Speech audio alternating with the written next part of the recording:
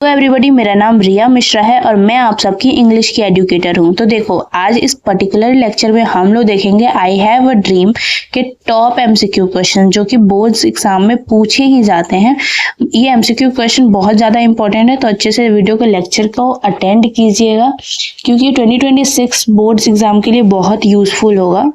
तो चलिए हम लोग शुरू करते हैं। और बिफोर स्टार्टिंग एनी क्वेश्चंस, मैं पहले भी लेक्चर्स में बोल चुकी हूँ, जिस भी पर्टिकुलर लेक्चर के बारे में आप क्वेश्चन सॉल्व करने जा रहे हैं उसका समरी आपको पता होना चाहिए कि हाँ ये क्या है, आई हैव अ ड्रीम किस चीज़ से बेस्ड है, इसकी समरी क्या है, इसका कॉन्सेप्ट क्या है। उसके बाद हम लोग क्वेश्चन करेंगे ना, तो और आप सबके लिए इजी पीजी हो जाएगा। ठीक है, तो चलो हम लोग शुरू करते हैं। तो आई हैव अ ड्रीम ये ना एक स्पीच था, ठीक है, ये स्पीच है एक्चुअल में, लेकिन इसको हमारे बुक्स में चैप्टर बनाया गया है। ये स्पीच किस चीज का था? ये मार्टिन, इसके जो ऑथर हैं Martin Luther King junior, Martin LUTHER king junior को आप लोग JR से रिप्रेजेंट कीजिएगा और बगल में डॉट दे दीजिएगा। ठीक है, तो ये मार्टिन लूथर किंग जूनियर का एक स्पीच का पार्ट है आई हैव अ ड्रीम, और ये हमारा चैप्टर है। ये रेनबो पार्ट 2 का चैप्टर नंबर 4 है। तो ये आई हैव अ ड्रीम में क्या है ना, ये बताता है कि अमेरिका के नेटिव पीपल्स उस टाइम में कैसे थे। Like Martin Luther King junior ने भी वाइट्स ब्लैक्स का जो डिस्क्रिमिनेशन था, रेशियल डिस्क्रिमिनेशन, उसी पे ही अपने सारा भाषण दिया, उसके लिए बहुत प्रोटेस्ट किया, उसी चीजें से रिलेटेड है और ये उनके स्पीच से लिया गया है। तो उस टाइम ना क्या था, ब्लैक्स और वाइट्स में बहुत भेदभाव था अमेरिका में। ठीक है, लाइक वाइट्स को बहुत ज्यादा प्रिविलेजेस थी, वाइट्स कुछ भी कर सकते थे, उनको हर एक चीज अलाउ था, लेकिन ब्लैक्स को बहुत सारी चीजें फेस करनी पड़ती थी, प्रॉब्लम फेस करनी पड़ती थी। ब्लैक्स को इक्वल राइट के लिए लड़ना पड़ता था और मार्टिन लूथर किंग जूनियर ने इक्वल राइट्स के लिए प्रोटेस्ट किया था अगेंस्ट वाइट्स। ठीक है, तो उनको ना ब्लैक वाले ब्लैक पीपल थे ना, उनको वोट देना भी अलाउ नहीं था उस टाइम। लाइक उनको बहुत रेशियल डिस्क्रिमिनेशन में रखा गया कि तुम ब्लैक हो, और वाइट्स को बहुत मतलब प्रिविलेज दिया गया। तो वाइट्स तो मस्त जी रहे थे और वाइट्स ब्लैक को बॉयकॉट कर रहे थे। ठीक है, तो उसी के ऊपर ये सारी प्रोटेस्ट वगैरह चली, और आई हैव अ ड्रीम हमारे चैप्टर यही सारी चीजें बताती हैं कि कैसे क्या हुआ, कैसे ब्लैक पावर में आए और कैसे उन्हें सारी चीज़ों का आज़ादी मिला वगैरह वगैरह। ठीक है, तो क्वेश्चन नंबर 1 से हम लोग शुरू करते हैं, उसके बाद हम लोग और भी अच्छे से जान लेंगे कि हाँ क्या चैप्टर है। चैप्टर की समरी हम लोग जान लिए हैं, अब क्वेश्चन से सारी चीज़ें कॉन्सेप्ट क्लियर हो जाएगा। क्वेश्चन 1 कहता है ना, 100 years later द नार्गो is still dash in the concern of American society. देखो इसका आंसर है ना लैंग्विस्टिक होगा। ठीक है, चलो क्वेश्चन नंबर 2 पे हम लोग बढ़ते हैं। I have a dream is a part of, मैंने अभी बोला था ना ये मार्टिन लूथर किंग जूनियर का स्पीच का एक पार्ट है और ये पार्ट हमारा चैप्टर है। ठीक है, तो इसका आंसर डी होगा, स्पीच। ठीक है, चलो क्वेश्चन नंबर 3 पे चलते हैं। My children will not be judged by the dash of their skin. इसका आंसर ए होगा, कलर। ठीक है, फूड हैबिट, एजुकेशन, कल्चर, ये सारी चीजें नहीं होंगी, ए होगा। और रेशियल डिस्क्रिमिनेशन कलर पे बेस्ड था। ठीक है, और ये किसने कहा था? मार्टिन लूथर किंग जूनियर ने ही कहा था। चलो क्वेश्चन नंबर 4 हम लोग फटाफट से देख लेते हैं। क्वेश्चन नंबर 4 कहता है ना, Martin Luther King Junior ask the black people to continue working with love, hatred, faith, jealousy. तो 4 का आंसर होगा ना फेथ। ठीक है, सच्चाई, पूरी निष्ठा से। ठीक है, क्वेश्चन नंबर 5 कहता है इमेंसिपेशन प्रोक्लेमेशन गिव द नार्गो।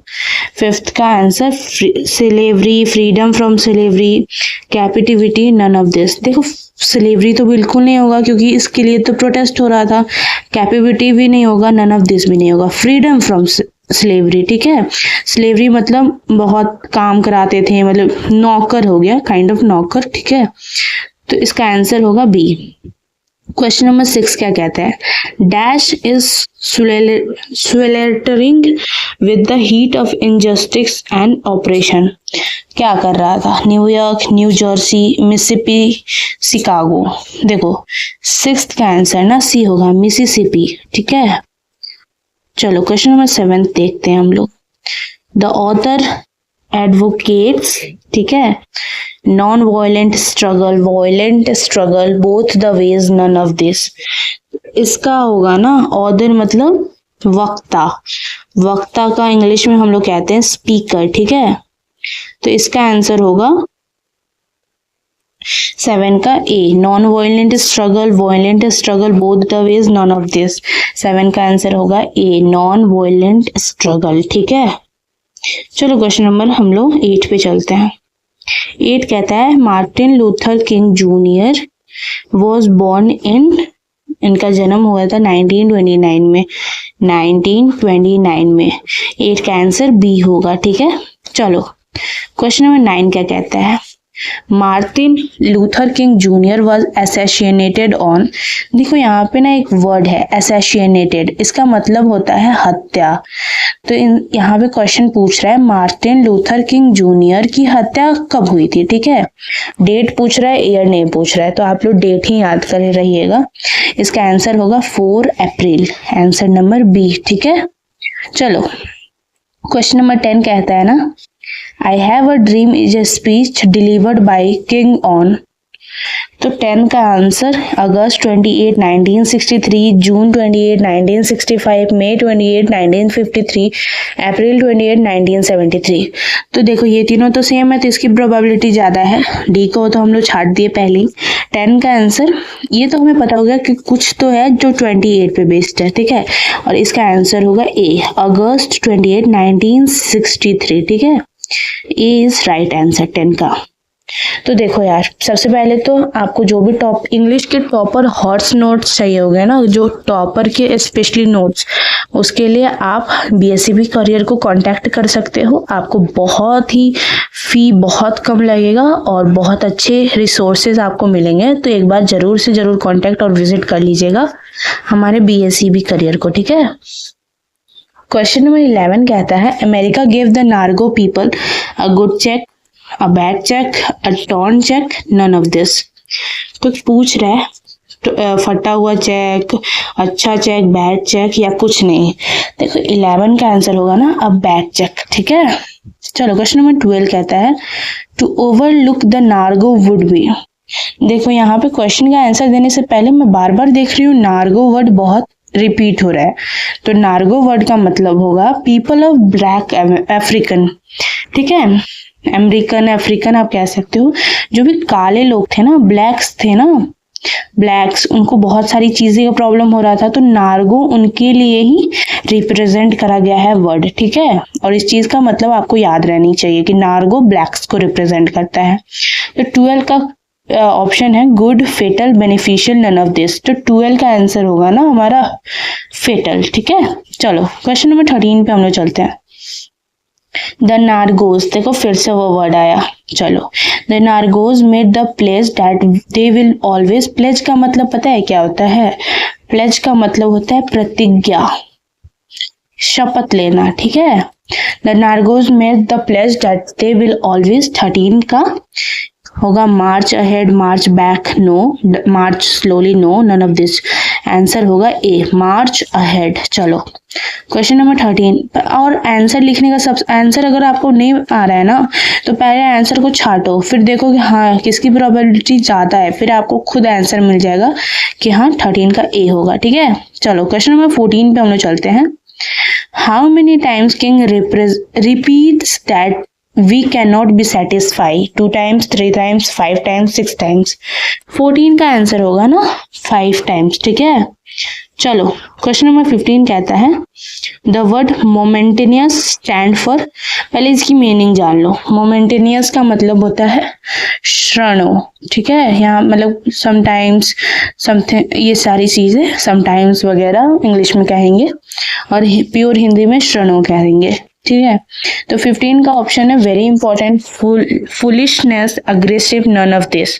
15 का आंसर हमारा होगा वेरी इंपॉर्टेंट, ठीक है, ए आंसर होगा। चलो क्वेश्चन नंबर 16 हम लोग देख लेते हैं। They had dream that one day they would divine the nation, kill the white people, get their right, none of this.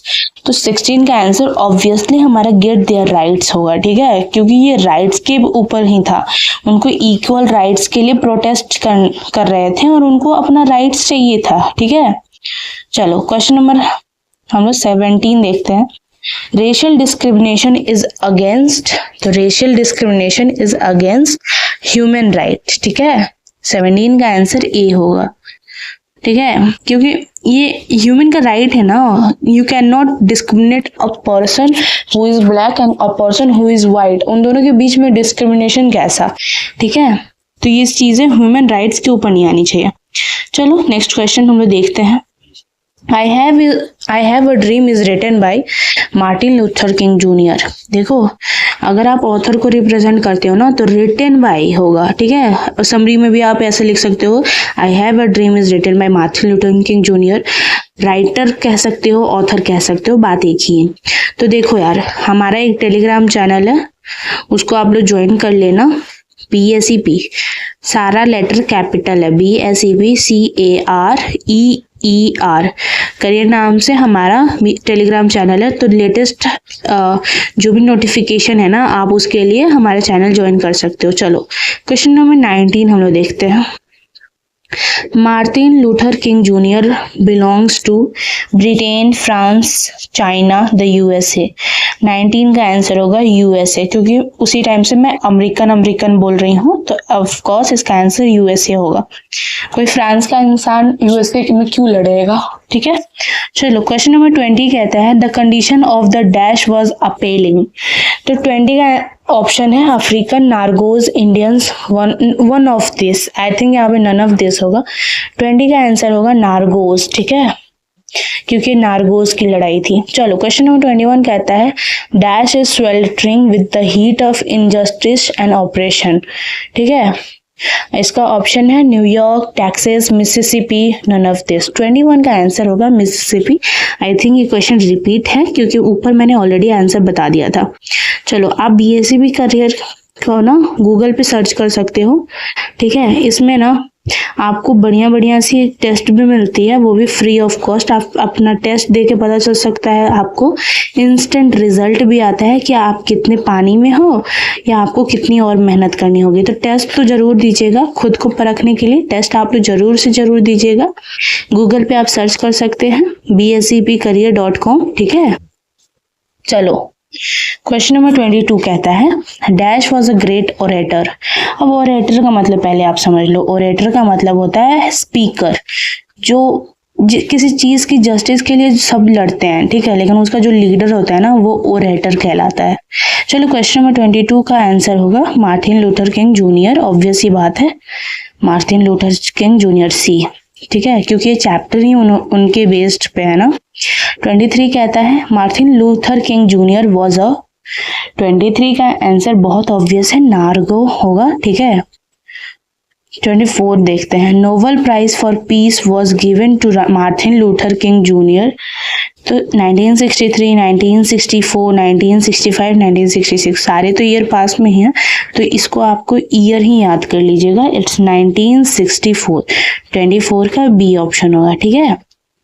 चलो क्वेश्चन नंबर 25 देखते हैं negroes are the former of dash of America. 25 का answer होगा C, slaves, उनको नौकर जैसा रखते थे, ठीक है। नार्गोस वाइट्स ना, नार्गोस यानी ब्लैक पीपल को स्लेव जैसा रखते थे, वैसे ही ट्रीट करते थे, उनको कोई प्रिविलेज नहीं थी, ठीक है। 26 का आंसर क्वेश्चन है dash is the dessert state of the USA।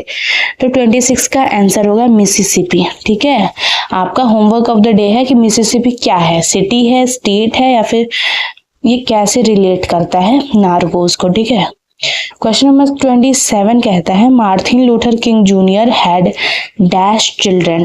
27 का आंसर होगा 4। He has he had 4 children, ठीक है, और वो अपने चिल्ड्रन को देखने के बाद ही प्रोटेस्ट पे आए कि हाँ उन्हें प्रोटेस्ट करना है, ठीक है। चलो क्वेश्चन नंबर 28 क्या कहते हैं, dash advocates non violent struggle. 28 का आंसर होगा था मार्टिन लूथर किंग जूनियर, ठीक है।